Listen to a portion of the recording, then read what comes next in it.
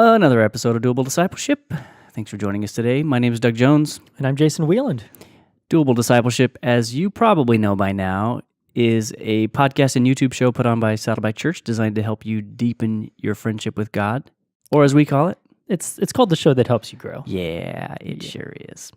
Well, today is an exciting day because we got our homeboy, our good friend, a returning guest of the show, Johnny Baker, on to talk about his new book, which is called what, Jason? It's called The Road to Freedom. I'm extraordinarily excited because this is our first opportunity to do like a book interview with the author. Yeah. That's pretty cool. It's like inside track. Yeah, this will be really cool. So you guys may have heard Johnny from our previous episode 12, I believe is what it was. Yeah. And so if you did not, go back and listen to that one. A great intro into Celebrate Recovery and talking about all everything that is about. And so today we're talking about his new book, which is called The Road to Freedom. And we're excited to have him back on. So wherever you are, give Johnny Baker a big round of applause as we join him now.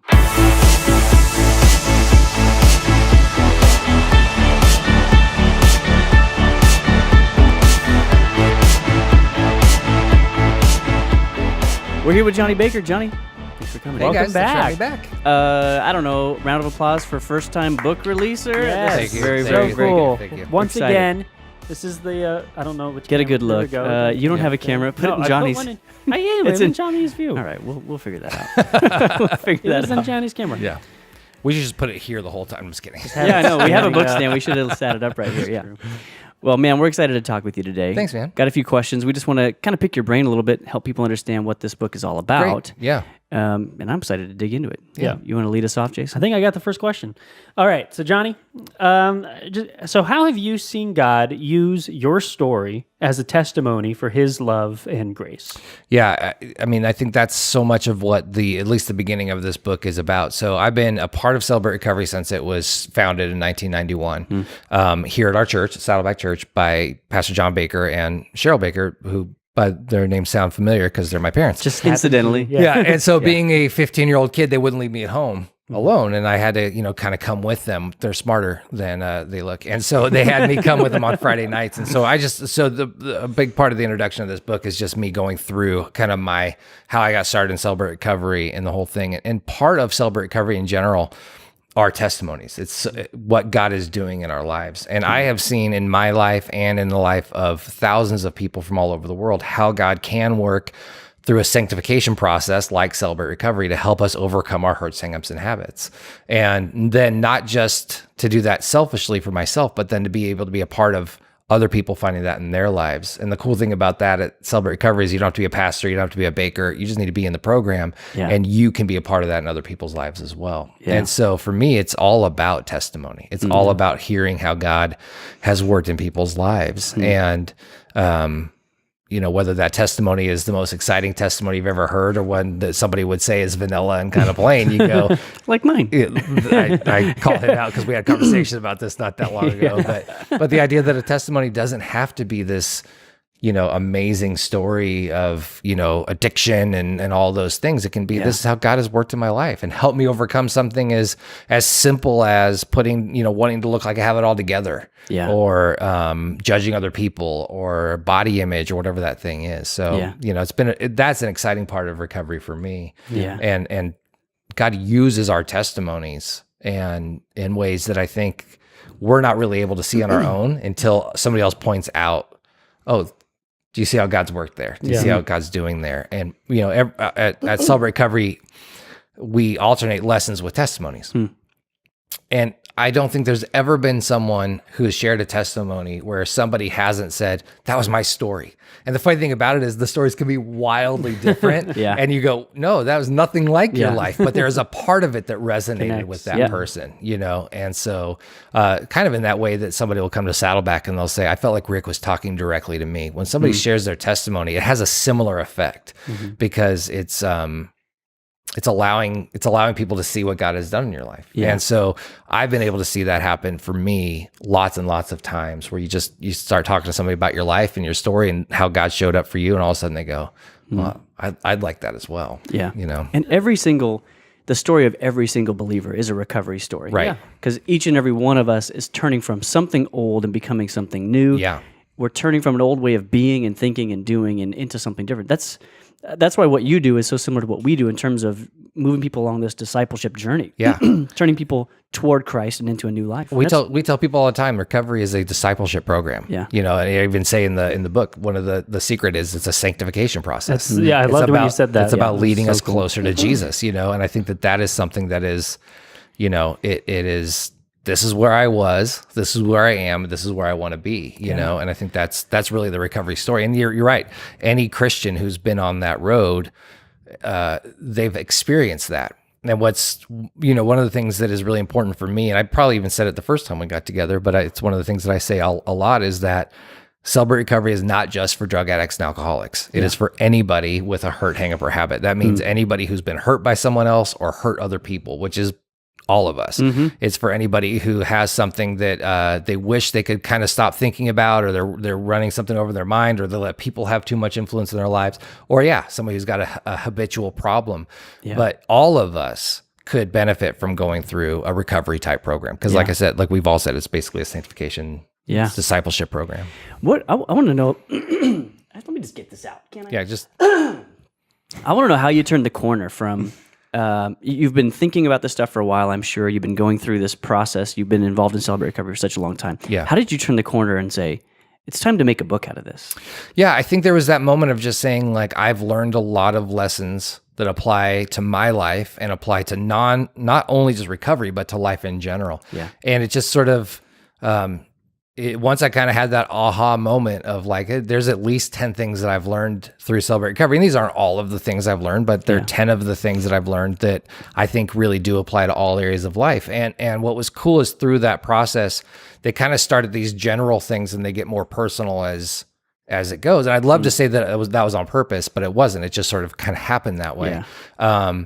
And I think that there was just this moment of saying, I think that there are things that I have learned in recovery that people who have never heard about Celebrate Recovery could benefit from. And then those people who have been in recovery for a long time can benefit from. Yeah. And a lot of this actually happened because of my wife. My wife has supported me in my own recovery journey since I started seeking sobriety.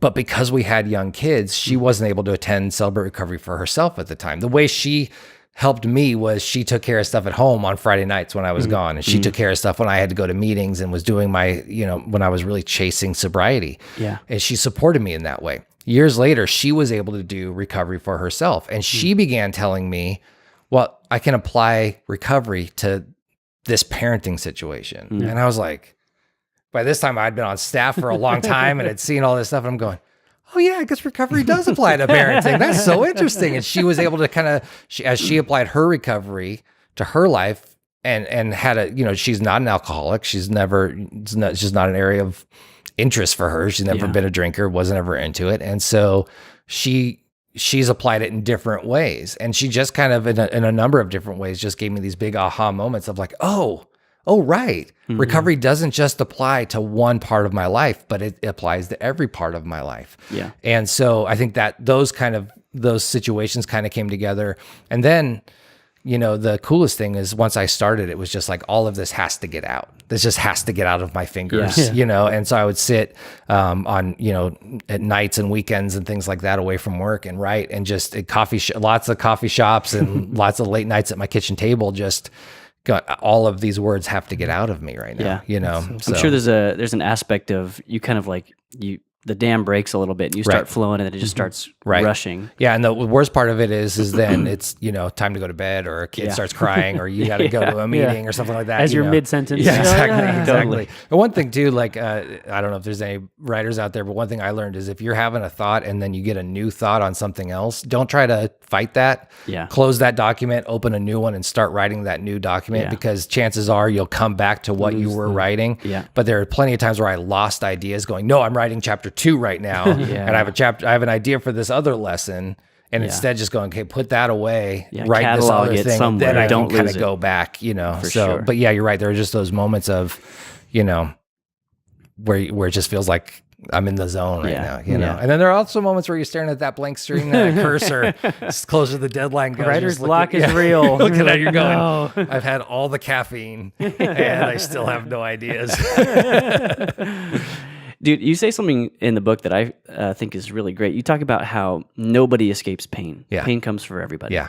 And then you talk about how pain has a purpose. Mm-hmm. Can you talk a little bit about how you see Jesus Christ using pain for good in people's lives? Yeah, I believe Jesus will use the pain in your life to get your attention. That when things are good, I notice for myself, when things are good, my quiet times lack, my prayer life gets a little spottier because I'm feeling good. I'm running well. When my life gets worse, I start leaning on God harder. Yeah. And the idea is, well, what if I was able to lean on God during those good times as well? Maybe they wouldn't get as bad, right? Yeah. But I do believe that God is going to use pain in your life to get your attention. I say it's a great motivator. Yeah. And C.S. Lewis said that pain is God's megaphone to a deaf world, and that when we're having a good time, God can be sort of off on the shelf a little bit. When we're hurting, we spend more time with him. And I relate it to toothaches. I don't like going to the dentist. I'm not a fan of that. And so, but one way I go to the dentist is when I am in pain. Yeah. When my tooth really, really hurts.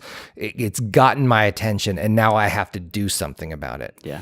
What I'm trying to get better at in my life and in my my tooth care is to say, maybe what if I do something when I notice that pain? Instead of when that pain is unbearable. So if it's something in our lives, when you start to notice that something is out of whack, maybe the relationship doesn't have to dissolve before I begin to work on the relationship. Maybe the issue in my life doesn't have to spin out of control and cost me all of these things before I begin to deal with it. Because I believe God's only going to turn that pain up in your life and allow you to experience that pain until you do what he wants you to do, which is turn to him. Yeah. And so pain is a motivator. I believe Jesus allows that to happen in our lives so that we turn our lives to him. Yeah. And the hope is that we get better and quicker at turning to him when the pain in our life shows up. But I think pain is as a parent, there are times where you use discipline as a way to get your kids' attention, and I'm going to keep taking things away until you do this. I believe God does the same thing. I'm just going to keep turning that up in your life until you finally turn to me. And then when you do I'm here for you. I'm going to work with you and I'm going to help you. And there's no substitute for it. No.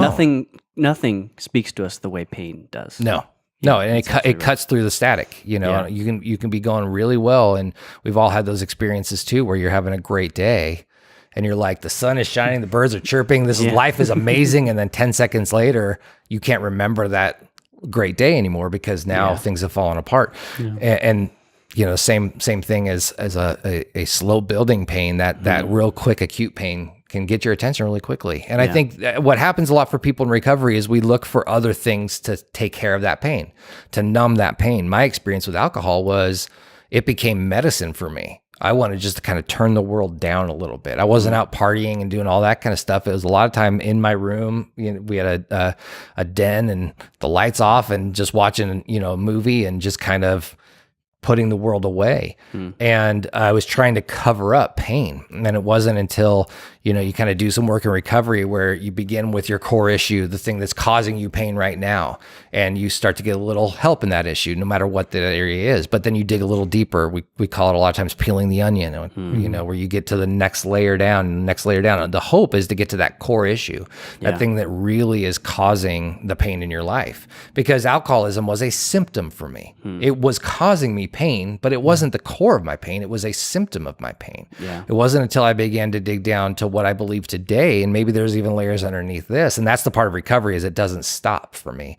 But anxiety and low self-esteem tend to be those triggers for me that cause me to want to do other stuff. And so what I'm trying to do now is apply the principles of recovery to those what I think are core issues, because if I don't deal with those, it'll just become something else. Yeah. It'll just become another thing that I begin to cover up that pain with. Yeah. And because pain has to be dealt with. Yeah. It has to be dealt with. You're either going to go get a cavity drilled, or your tooth's going to get pulled, or you're going to get a root canal. But at some point, that pain's going to get dealt with. Or you're going to try to numb it with some other process. But you're going to do something about it, whether healthy or unhealthy. And that's what's so special about the book being called The Road to Freedom, is you see, there is a path to freedom. There is a path to, and that's found in Jesus. Right. And that's what you point people to in the book. Jesus tells us over and over and over again, you've been called to freedom. Yeah.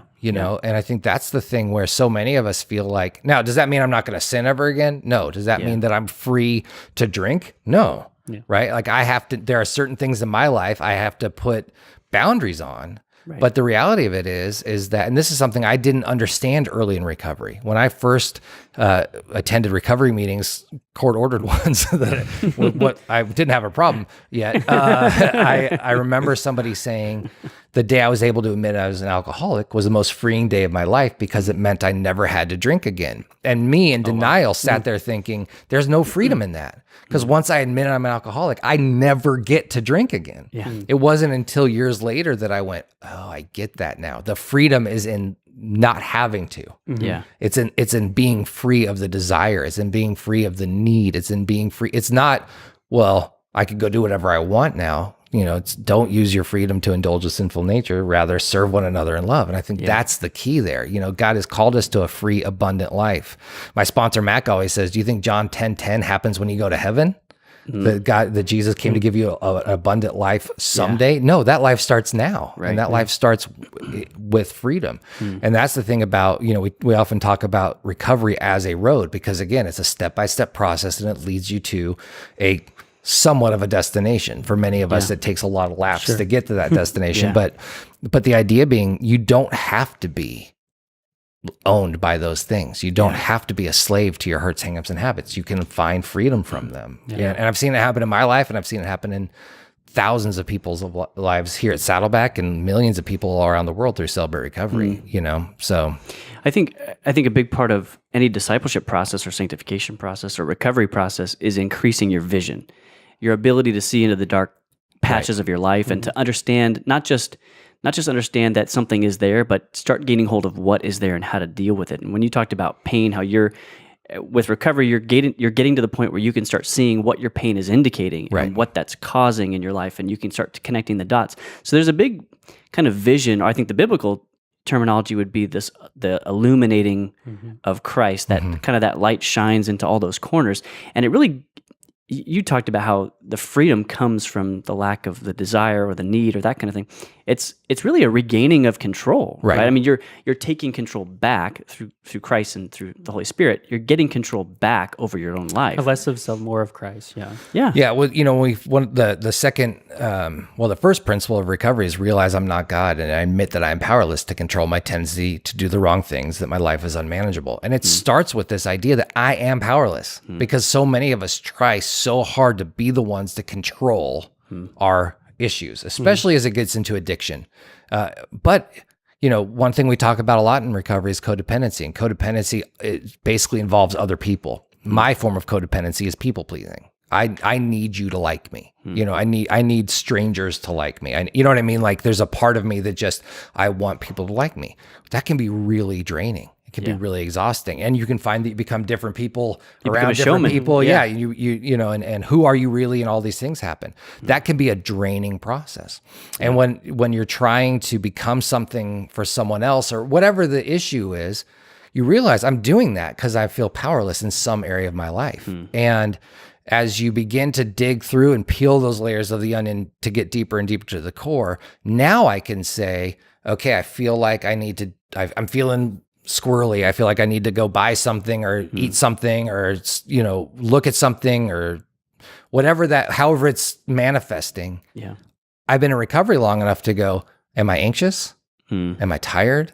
Do I feel like I need to people please? Do I feel like I'm not, you know what I mean? There's a series of questions I can ask myself, and I can go, oh, I'm anxious. Yeah. Okay. What do you do when you're worried, Johnny? You pray. You know what I mean?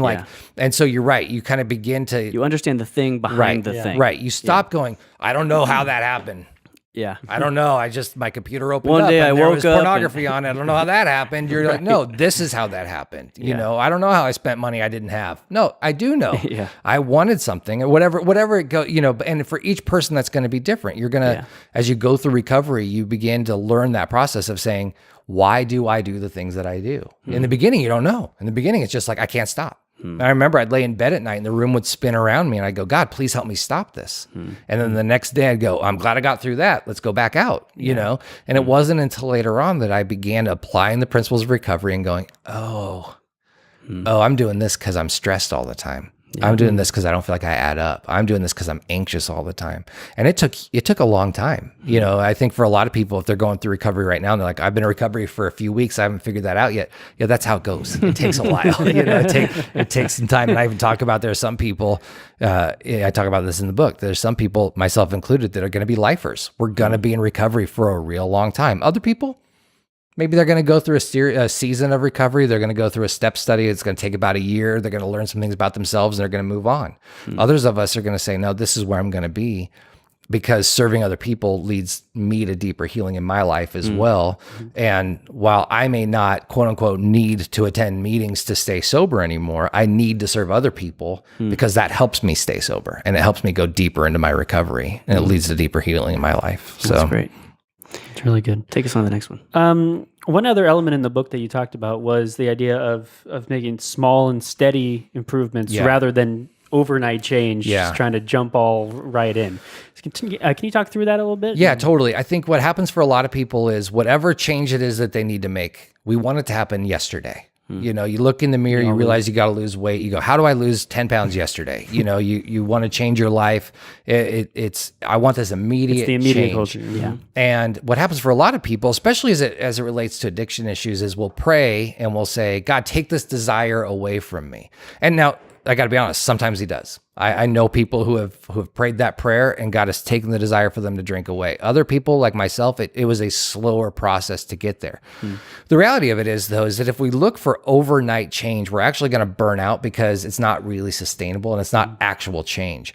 But small, steady growth, small, steady improvement is actual measurable change where we can say, I'm changing a little bit every day. Now, does that mean if I'm drinking 12 beers a day, I'll drink 11 tomorrow and count that as change? No, there are some things that we need to look for. We need to look for some change in. But to say, I'm going to be perfect, I'm going to be made completely just new and done, and I'm never going to struggle again, that's where we get in trouble. Yeah. But if we can look for, especially in relationships, if we can begin to look for, are we changing, or is he changing, or is she changing, or am I changing progressively and slowly, that's actually sustainable over the long run. And I talk about this in the book, but I relate it to marathon training. A number of years ago, I tried to run a half marathon with my brother-in-law, and he gave me a program on run a mile, take a day off, run a mile, take a day off. And I did that for about 3 days, and I realized that I'm way too athletic for this program. And so I was just going to run a ton. Yeah. And ended up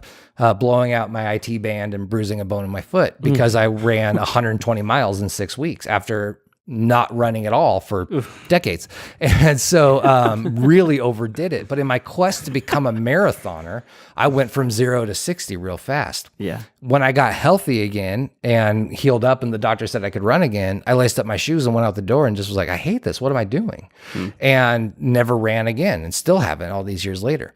And I go through the math of instead of doing that, let's say I'd run 10 miles a week over all these years, it'd be thousands of miles racked up instead of 100 miles racked up. Yeah. And I think that's true in our lives as well. When we try to do all of it right away, the change isn't sustainable. It's you know, when you talk to the folks from the Daniel Plan, they'll tell you too, if you try to change everything all at once, it's not sustainable. Yeah, but if you try to make small, steady improvements, and that's really where the steps come in and the principles come in, because they really help us go through it, you know, and lead us through this process. Yeah, it's something that we talk a lot about on our team, and we talked about it in the habits episode that we did a while back with Rob. It's just the idea of no matter kind of what it is that you want to start or stop, right?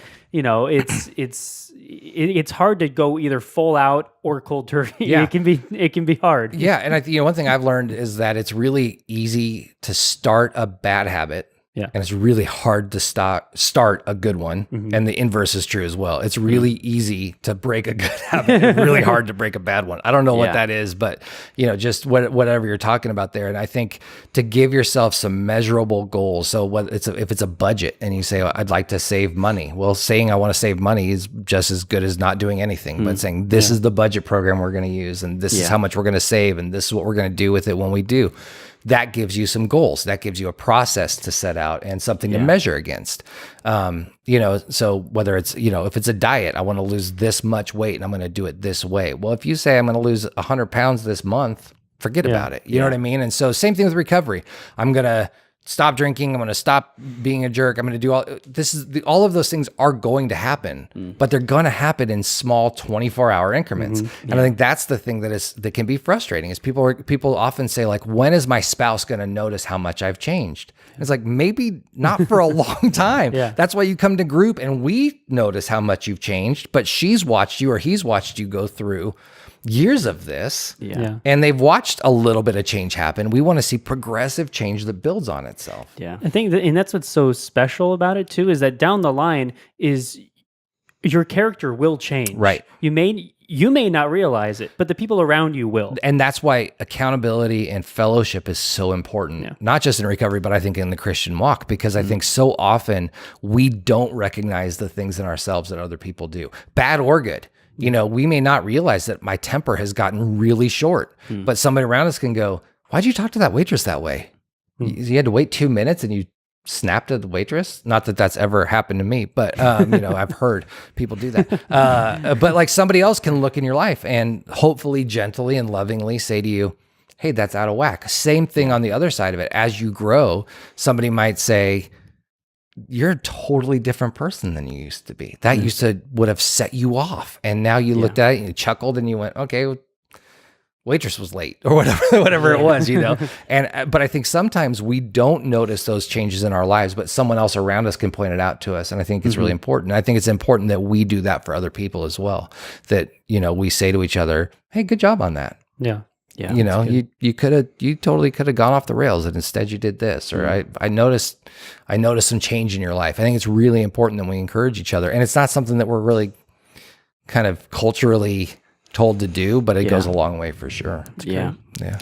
You talked a minute ago about how serving others helps you in turn. Yeah. Can you talk a little bit more about how that plays out, how you see that playing out for people? Yeah, totally. I think that serving other people is really a marker that we're in recovery. And what I mean by that is there's a difference between being sober and being in recovery.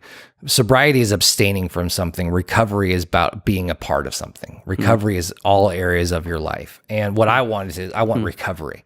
And so for me, a huge part of recovery is helping other people get what I've gotten. It's actually part of the 8 principles, which is yield myself to God to be used to bring this good news to others, both by my actions and by my words. And so if I'm not doing that, I'm actually not in recovery. And the idea being that if I'm helping other people, it reminds me of how far I've come. When I see somebody who is 3 days sober show up on a Friday night and they are shaking and they're looking around and they're hurting, I go, right, that was me 14, 15 years ago. I don't want to go back there. So when I started to get this idea of, I bet you could handle, nope.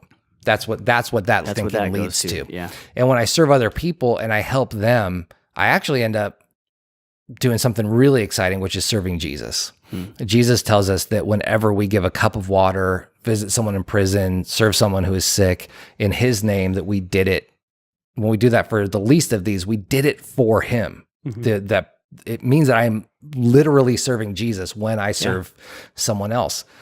To me, that is so exciting. He's given me so much, and not that I'm earning it back or that I'm, that he needs that from me, but out of a thankful, grateful heart, I get to serve him by serving other people. Right.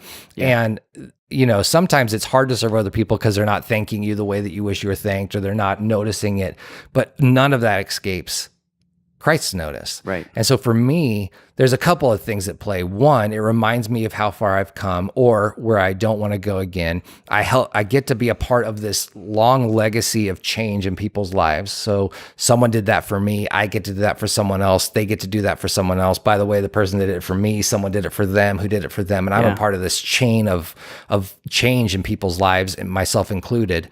But then I also get to serve Jesus in a real tangible way. And so it's exciting for me. One thing we have to be careful about is there's a lot of people who, when we talk about service, codependency and Christian lifestyle can actually look really similar. And, we'll talk about being selfless and give to people and don't be upset if they ask for more. And the whole thing is like, people are like, well, but wait, I'm trying not to be codependent. And for me, the the difference there is, who am I trying to serve? So if that person is that's the person I'm trying to serve, that's codependency. If Christ is the one I'm trying to serve, that's a Christian lifestyle. And so for me, a lot of times, whenever I say these kinds of things, I always run it through my codependency filter of like, oh, you're telling me I have to do this for people, and I've just learned how to set boundaries and to not be walked over, and all of that's good. But at some point, serving other people, no matter what our area of recovery is a huge part of it. And if nothing else, it helps us see other people get what we have gotten. And, what my life has changed so much in recovery. I want everybody to have what I've gotten. I want everybody to get a taste of what Jesus has done for me. And if that means that I'm going to schlep around some water on a Friday night, great. If that means I'm going to teach on Friday night, great. If that means I'm going to pick somebody up and take them to an appointment if I can, great. And so I think but service really, it takes us out of it, and it helps us put some of our focus on other people. And for a lot of us, that's a foreign idea, because I'm thinking about myself a lot of the time. There's got to be something so special too about being a part of this family that is serving together, that is doing together. Everybody, you get to know more people, and people come around you, offer encouragement, that kind of stuff. And you're a part of this group, this family, and just watching people's lives change, man. I mean, watching somebody come in with their hat low and their arms folded because they don't want to be there, to within a matter of months raising their hands in worship.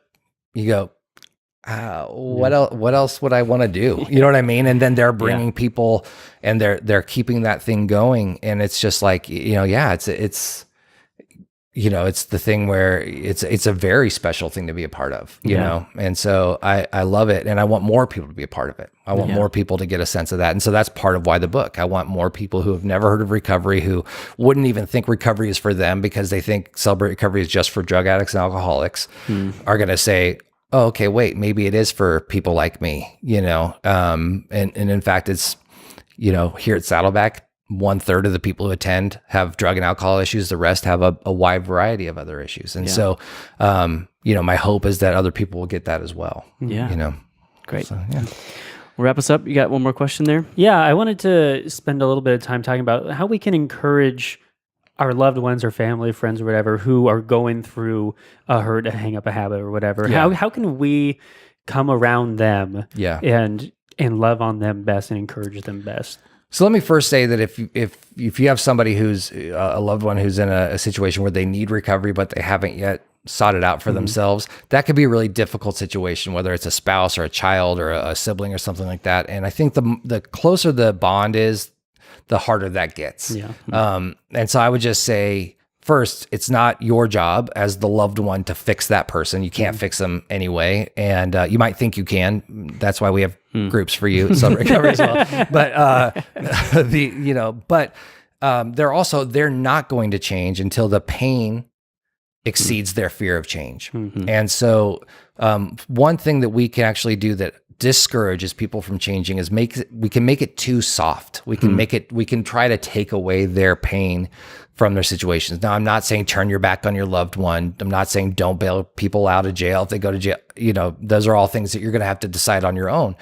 But the reality is that we can be a little too soft, and keep people from feeling the pain that they really need to feel in order to change. So the first thing is, if you have a loved one, you can't change them. The second thing is, if they are going through a hard time, you may need to back off a little bit so they feel the pain of their choices a little more.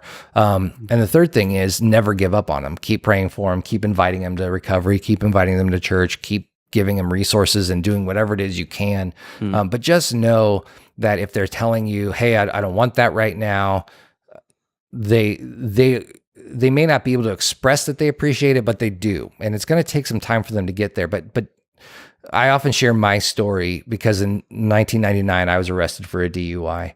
And the one call I got from jail was to my dad, who's also the founder and pastor of Celebrate Recovery. And I'm sure there was a moment, now he won't admit this, but I'm sure there was a moment where he must have been really upset, really hurt that his son, who had watched him go down this road had made some of these bad choices himself. And, it was probably a little embarrassing for the founder and pastor of Celebrate Recovery to have a son who had just gotten arrested for a DUI. And again, he's never admitted that, but I can just imagine. Yeah. But he never gave up on me. When I was ready for recovery, I came right to him because he'd been so loving during the time where I wasn't ready for recovery. And he was an amazing example for me now to say, yeah, he had a conversation with me on the way home from jail that night. He said, hey, you're making some bad decisions. I think you need to take a look at your actions, but it's up to you. I knew where to go. He could have, guys, he could have gone off. He could, how dare you, and all this stuff, and what are you doing? But he didn't. Yeah. And, but when I was ready, again, he was the first phone call. Okay. I've been trying to do this on my own for like the last 30 days. I'm exhausted. What do I do next? And so don't give up on that person. Now, if they're in recovery and you're supporting them, the biggest thing you can do is go with them. My favorite thing about Celebrate Recovery is it's not just for one issue. So if your spouse or your sibling or your kid has a drug or alcohol issue or a spending issue or a pornography issue or an anger issue, they can attend for their issue, and then you can attend for yourself as well. And it's really important actually that you do, because you're going to find healing and you're going to find other people who are going through that same situation, and you're going to get a little encouragement, not a little, you're going to get a lot of encouragement and a lot of tools and things like that will help you figure out how to help them, and also to deal with some of your own onion, because we all have those issues. And then just know that this is while there is a road to freedom, it's not a straight line. It's not the kind of thing that you start one day and 12 steps later, you're fixed. It's going to be a windy road. There's going to be ups and downs. There's going to be all those kinds of things. But the best part about it is that we have a forever family of people at churches all around the world who do Celebrate Recovery, who are walking that road with us. Yeah. And so I would just encourage you to become a part of it. It's one thing to cheer that person on from the sidelines. It's another thing to walk next to them and say, hey, I've got my own issues too. As I shared about my wife a little while ago, when she went through her own recovery, we actually began speaking the same recovery language, because they're, just like in Christianese, there's recoveryese. There's things that we say that other people don't understand. I know we're running out of time, but I'll never forget one night I came home from a recovery meeting and she said, hey, you seem off. You okay? And I said, I'm in my head. And she goes, I hate it when you say that. And I said, why? She goes, because I don't know what you mean. And I tried to explain it, but it's something that's kind of hard to explain.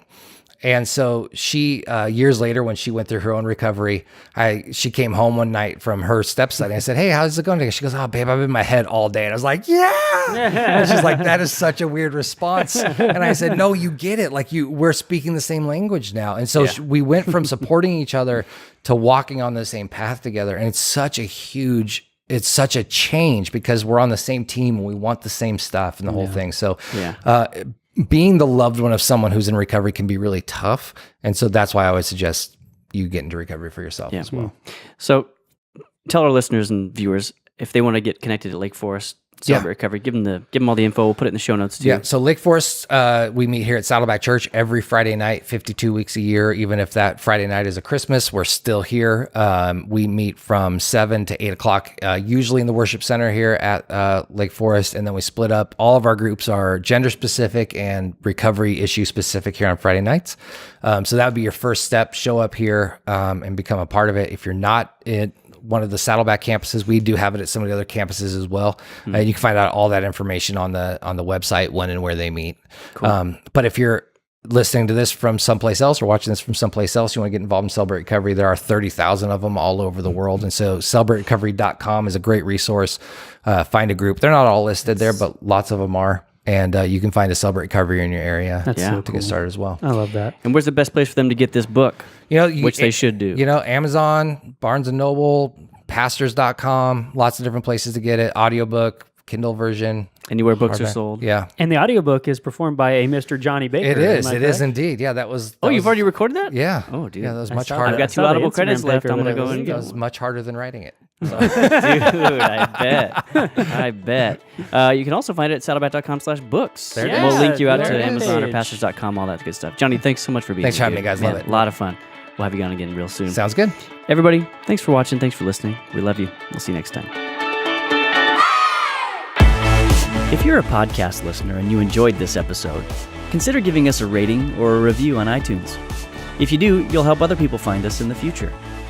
And if you're thinking, hey, listening's great, but is there a way I can watch these episodes? Yeah, there is.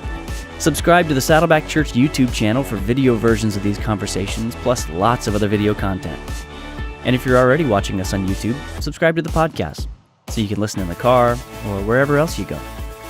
Lastly, you can always get in touch with us by emailing maturity@saddleback.com.